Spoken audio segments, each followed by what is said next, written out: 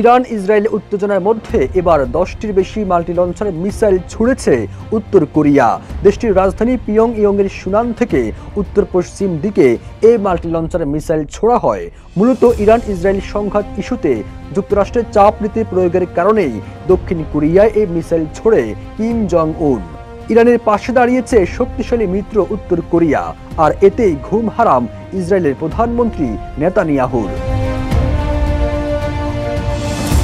জাতিসংঘের নিরাপত্তা কাউন্সিলের রেজুলেশন অনুযায়ী উত্তর কোরিয়া ব্যালিস্টিক মিসাইল ব্যবহার করতে পারবে না, তবে দেশটি এসব নিষেধাজ্ঞার তোয়াক্কা করে না। ইরানের উপর ইসরায়েলের সাম্প্রতিক হামলাকে মানবতার বিরুদ্ধে অপরাধ হিসেবে আখ্যায়িত করেছে উত্তর কোরিয়া।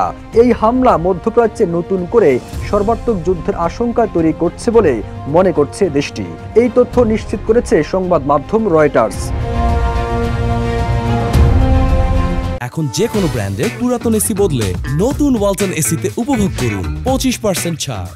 এদিকে উত্তর কোরিয়া ইসরায়েলকে মধ্যপ্রাচ্যের শান্তির জন্য ক্যান্সার বলে নিন্দা জানিয়েছে। মিত্র দেশ ইরানের উপর হামলার তীব্র সমালোচনা করে এবং মার্কিন যুক্তরাষ্ট্রের বিরুদ্ধে যুদ্ধের আগুন উস্কে দেওয়ার অভিযোগ আনে উত্তর কোরিয়ার সর্বোচ্চ নেতা কিম জং উন। ইরান ইসরায়েল সংঘাত প্রসঙ্গে এক ভাষণে উত্তর কোরিয়ার নেতা কিম জং উন বলেন, এই সংঘাতে তেহরান একা নয়। ইরানের বিরুদ্ধে চলমান সামরিক পদক্ষেপের প্রতি তীব্র অসন্তোষ প্রকাশ করেন তিনি।